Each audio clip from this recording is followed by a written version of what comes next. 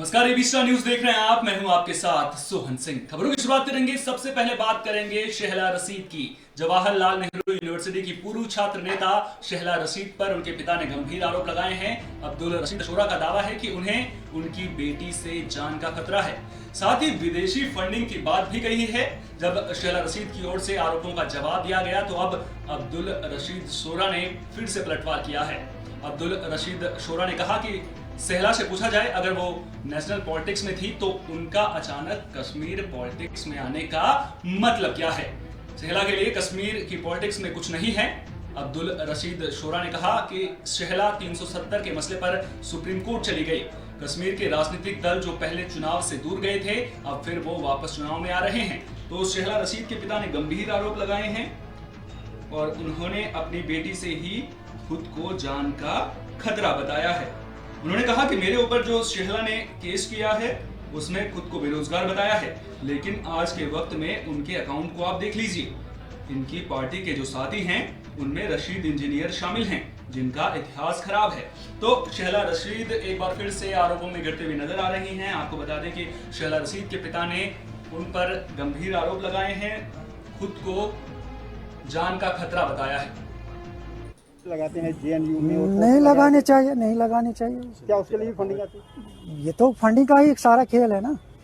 अब रशीद इंजीनियर को क्या मजबूरी थी, इसको शहला को क्या मजबूरी थी रशीद इंजीनियर को लेक्चर दिलवाने की जेएनयू में, जबकि उसके साथ कोई लेना देना ही नहीं था इस बात का। जेएनयू का एक इंटरनल मैटर था जिसके लिए उन्होंने एजुटेशन छेड़ दी थी। तो इसमें इंजीनियर रशीद के लेक्चर का कहाँ से भी इसमें सवाल है। आपको क्या पैसा मिल रहा है जी? आपको पैसा मिल रहा है क्या? नहीं, उन्होंने मुझे बुलाया, उन्होंने मुझे 3 करोड़ का कुछ पैकेज बता दिया। हमने 3 करोड़ रुपए रखे हैं इसके लिए शहला के, आप चाहो तो आप ले सकते हैं। या मैंने रिफ्यूज किया। मैंने कहा मेरी अभी बात इस विषय पे हुई नहीं है बेटी के साथ, क्योंकि उसको 7-8 दिन के बाद आना है, तो मैं उसके साथ पहले बात करूंगा, उसके बाद ही जब बता। यहाँ पे कठुआ का रेप केस हुआ था तब भी शहला का बड़ा नाम आया था और उसमें भी फंडिंग का देखिए ना फंडिंग, मैं कुल मिला के ये कह रहा हूँ कि फंडिंग जहाँ से भी, क्योंकि ये एनजीओज भी चलाती है, उन एनजीओज की भी इन्वेस्टिगेशन होनी चाहिए। अपने आप पता लग जाएगा कि पैसा कहाँ, और लीगल डॉक्यूमेंट्स में ये दिखा रहे कि ये बेकार है, अनएम्प्लॉयड है। तो एक अनएम्प्लॉयड कहाँ तक खर्चा कर सकता है, तो उसकी तो जांच होनी चाहिए ना।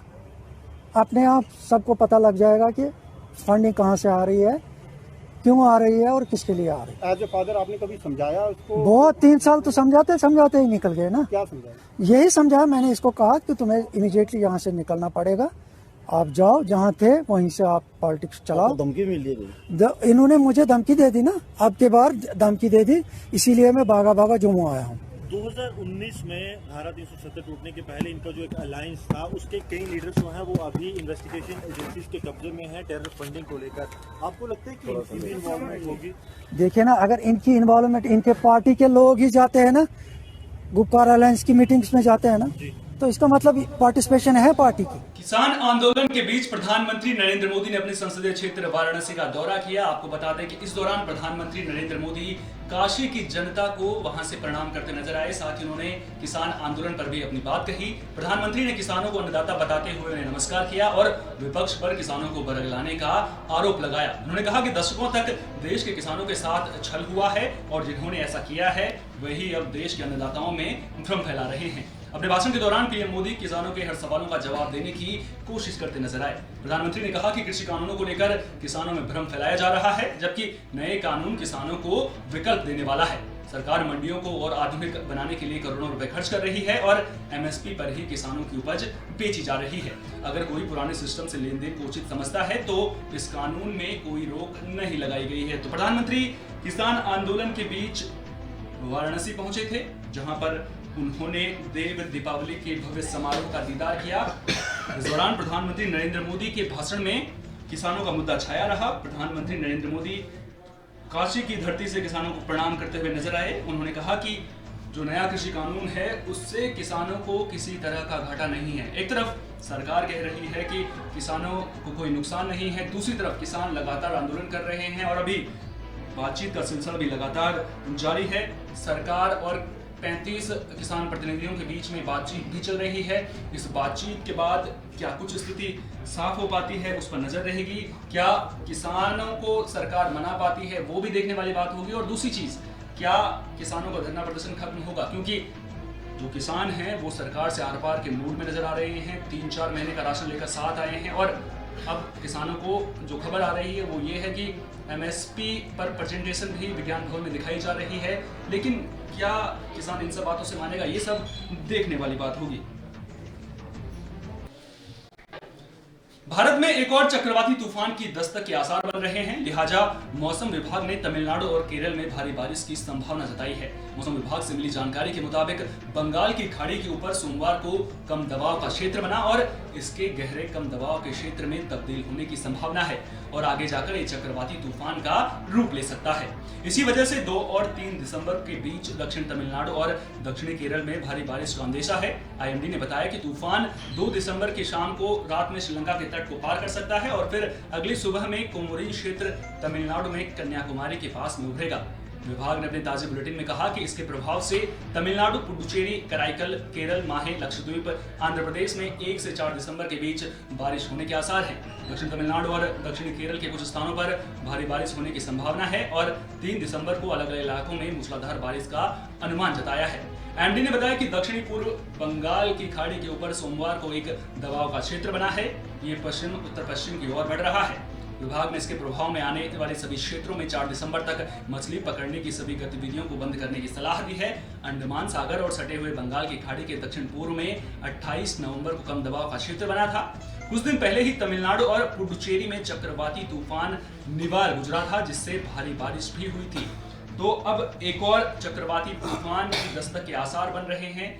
ऐसे में देखना दिलचस्प होगा कि वहां पर क्या कुछ तैयारियां की जाती हैं। जो एनडीआरएफ की टीमें हैं हालांकि वहां पर तैनात कर दी गई हैं। जो लोग इस तूफान की चपेट में आ सकते हैं उनको सुरक्षित स्थानों तक पहुंचाया जा रहा है और लगातार जो कम दबाव का क्षेत्र बन रहा है उससे तूफान के आने की संभावना लगातार जो है वो बढ़ रही है। आपको बता दें कि जो मौसम विभाग ने बुलेटिन जारी किया है उसमें कहा है कि इस तूफान के प्रभाव से तमिलनाडु, पुडुचेरी, कराईकल, केरल, माहे, लक्षद्वीप, आंध्र प्रदेश में 1 से 4 दिसंबर के बीच बारिश होने की भी आसार हैं। प्रधानमंत्री नरेंद्र मोदी लगातार देशवासियों को आत्मनिर्भर भारत का सपना दिखा रहे हैं, लगातार लोकल फॉर वोकल की बात कर रहे हैं। इस बीच केंद्रीय मंत्री नितिन गडकरी ने बड़ा बयान दिया है। उन्होंने कहा है कि भारत को चीन से आयात करने की जरूरत नहीं है। उन्होंने निर्यात बढ़ाने और देश को आत्मनिर्भरता हासिल करने में सहयोग करने को लेकर सूक्ष्म, लघु और मध्यम यानी कि एमएसएमई उपक्रमों की भूमिका का जिक्र करते हुए ये बात कही है। उन्होंने कहा कि भारत बहुत सारे सामानों का आयात करने के बजाय निर्यात कर रहा है। ऐसे में देश के मैन्युफैक्चरिंग सेक्टर के पास अपनी क्षमता बढ़ाने और देश निर्यात को प्रोत्साहन देने का अवसर है।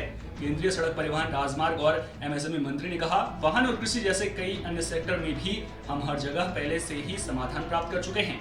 अब हमें चीन से आयात करने की जरूरत नहीं है। इसलिए मैं चीन या किसी अन्य देश के बारे में कोई बात नहीं करना चाहूंगा।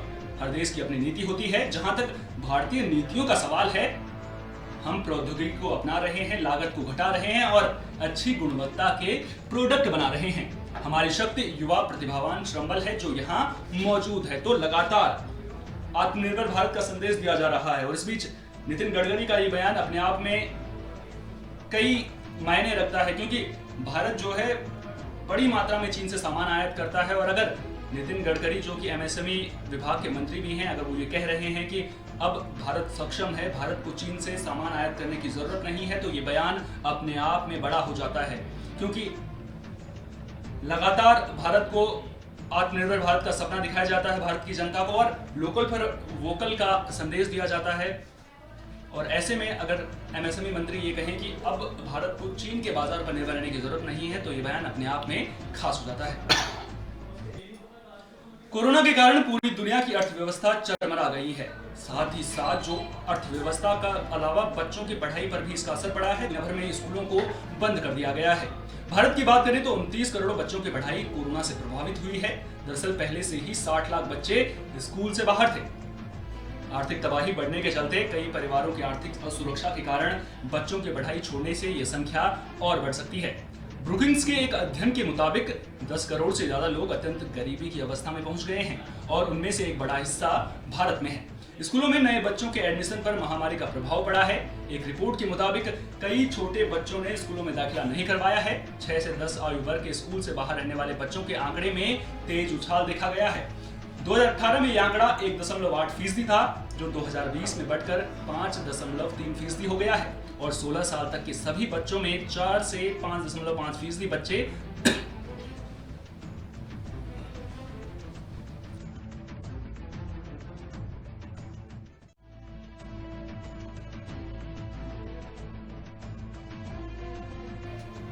स्कूल से बाहर है। तो कुछ हद तक इसका कारण ये भी है कि कोविड के चलते नामांकन प्रक्रिया अब पूरी नहीं हुई है। तो कोरोना का प्रभाव जो है वो बच्चों की पढ़ाई पर भी साफ तौर पर यहाँ पर देखा जा रहा है। आपको बता दें कि कोरोना के कारण आर्थिक गतिविधियां जो हैं वो तो प्रभावित हुई हैं, लेकिन जो शिक्षा व्यवस्था है वो भी पूरी तरह से चरमरा गई है। भारत में 29 करोड़ बच्चों की पढ़ाई कोरोना से प्रभावित हुई है।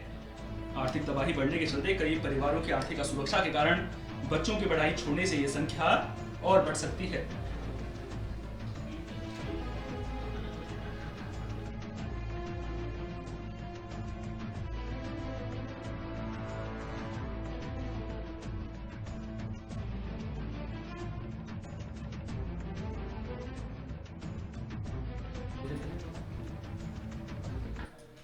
यूपी विधान परिषद की 11 सीटों पर आज मतदान हुआ। आपको बता दें कि सीधा मुकाबला समाजवादी पार्टी और बीजेपी में था।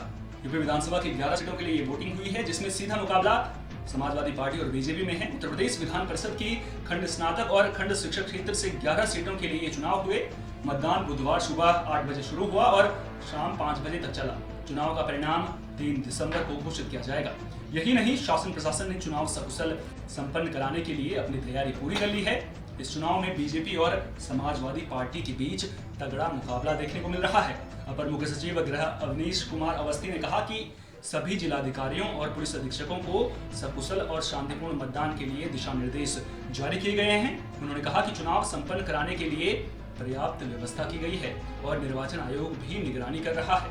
उल्लेखनीय है कि विधान परिषद की 11 सीटों के लिए होने वाले इस चुनाव में भारतीय जनता पार्टी, समाजवादी पार्टी, कांग्रेस और शिक्षक संघों के अलावा निर्दलीय समेत कुल 199 उम्मीदवार मैदान में हैं, जबकि इस चुनाव से बहुजन समाज पार्टी ने किनारा कर लिया है। निर्वाचन आयोग द्वारा जारी आंकड़ों के मुताबिक सबसे ज्यादा 30 उम्मीदवार मेरठ स्नातक क्षेत्र में हैं, जबकि सबसे कम 11 उम्मीदवार लखनऊ शिक्षक खंड निर्वाचन क्षेत्र में अपनी किस्मत आजमा रहे हैं। इसके अलावा आगरा स्नातक खंड क्षेत्र में 22, इलाहाबाद झांसी स्नातक खंड क्षेत्र में 16, लखनऊ खंड स्नातक क्षेत्र में 24, वाराणसी खंड स्नातक में 22, आगरा खंड शिक्षक क्षेत्र में 16, बरेली मुरादाबाद खंड शिक्षक क्षेत्र में 15, गोरखपुर फैजाबाद खंड शिक्षक क्षेत्र में 16, मेरठ खंड शिक्षक क्षेत्र में 15 और वाराणसी खंड शिक्षक क्षेत्र में 12 उम्मीदवार मुकाबले में हैं। तो आपको बता दें कि यूपी विधान परिषद की 11 सीटों पर आज मतदान हुआ। सीधा मुकाबला समाजवादी पार्टी और बीजेपी के बीच देखने को मिल रहा है। अब ऐसे में देखना दिलचस्प होता है कि आखिरकार इन चुनावों में बाजी कौन मारता है। आपको बता दें कि जो बहुजन समाज पार्टी है उसने इन चुनावों से किनारा कर लिया है। दिल्ली के बॉर्डर पर प्रदर्शनकारी किसान डटे रहे। किसानों ने बॉर्डर पर श्री गुरु नानक जयंती मनाई है। आपको बता दें कि लगातार किसानों का प्रदर्शन वहां चल रहा है और इसी बीच जब कल प्रकाश पर्व का मौका था तो किसानों ने वहां पर गुरु नानक देव की जयंती भी मनाई। इस दौरान किसानों ने टिकरी बॉर्डर पर मौजूद जो वहां पर पुलिस कर्मी मौजूद थे वहां पर उनके साथ प्रसाद का वितरण भी किया। किसानों ने प्रार्थना की और प्रसाद भी बनाया। प्रदर्शनकारी किसानों ने वहां मौजूद सुरक्षा बलों को भी प्रसाद बांटा। सिंह बॉर्डर पर मौजूद किसानों ने गुरबानी का पाठ किया। इन किसानों ने भी इस मौके पर मिठाइयां बांटी। तो एक और किसान आंदोलन चल रहा था। इसी बीच जब कल प्रकाश पर्व का मौका था तो किसान प्रकाश पर्व मनाने से भी नहीं चूके, क्योंकि जो किसान हैं वो ज्यादातर पंजाब और हरियाणा से प्रदर्शन के लिए यहाँ पर पहुंचे थे। तो जब प्रकाश पर्व का त्योहार सामने हो तो इस दौरान किसानों ने प्रसाद भी बनाया और जो सुरक्षाकर्मी वहां पर मौजूद थे, जो लोग किसानों को रोकने के लिए वहां पर मौजूद थे, उन लोगों में भी किसानों ने प्रसाद का वितरण किया है। तो कुल मिलाकर देखा जाए तो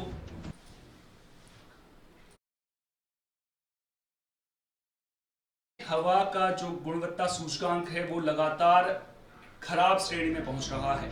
आपको बता दें कि राष्ट्रीय राजधानी दिल्ली में प्रदूषण का स्तर एक बार फिर से बढ़ने लगा है। दिल्ली में एयर क्वालिटी इंडेक्स यानी AQI बहुत खराब श्रेणी में पहुंच गया है। मौसम विभाग के अनुसार दिसंबर के महीने में तापमान के गिरने और हवा की गति मंद पड़ने के कारण प्रदूषण का स्तर और खराब होने की संभावना है। वहीं केंद्रीय प्रदूषण नियंत्रण बोर्ड के आंकड़ों के मुताबिक मंगलवार की सुबह दिल्ली के सोनिया विहार, आनंद विहार, ओखला और ITO इलाके में AQI बहुत खराब श्रेणी में रिकॉर्ड किया गया। वहीं शहर का औसतन वायु गुणवत्ता सूचकांक यानी AQI 307 दर्ज किया गया।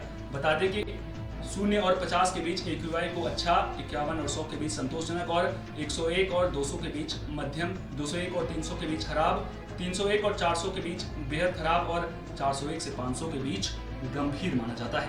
केंद्रीय प्रदूषण नियंत्रण बोर्ड ने दिल्ली की वायु गुणवत्ता गंभीर श्रेणी में पहुंचने की आशंका जताई है। यानी कुल मिलाकर देखा जाए तो दिल्ली में जो हवा है वो लगातार जहरीली होती जा रही है। और आपको बता दें कि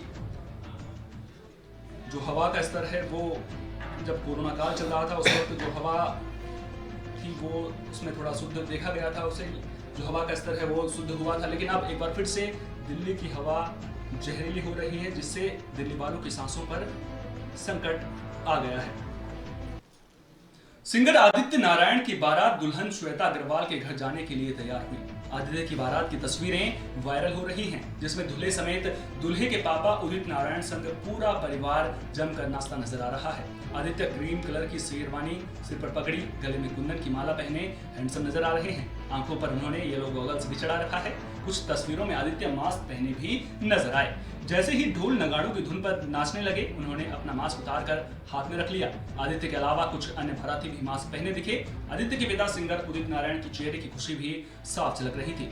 उन्होंने भी अपने बेटे के साथ जमकर कदम से कदम मिलाकर डांस किया। तो सिंगर आदित्य नारायण की बारात निकली, उस दौरान पापा उदित नारायण संग उनका पूरा परिवार नाचते झूमते हुए नजर आया है। तो बॉलीवुड अभिनेत्री उर्मिला मातोंडकर मंगलवार को महाराष्ट्र के मुख्यमंत्री उद्धव ठाकरे की मौजूदगी में औपचारिक रूप से शिवसेना में शामिल हो गई हैं। विधान परिषद के लिए राज्यपाल की ओर से मनोनीत होने वाले 12 सदस्यों में पार्टी उर्मिला मातोंडकर के नाम का प्रस्ताव पहले ही कर चुकी है। उद्धव ठाकरे की पत्नी रश्मि ठाकरे ने उन्हें शिव बंधन बांधकर पार्टी की सदस्यता दिलाई। इस मौके पर उद्धव ठाकरे के अलावा सुभाष देसाई, अनिल देसाई समेत पार्टी के कई बड़े नेता मौजूद थे।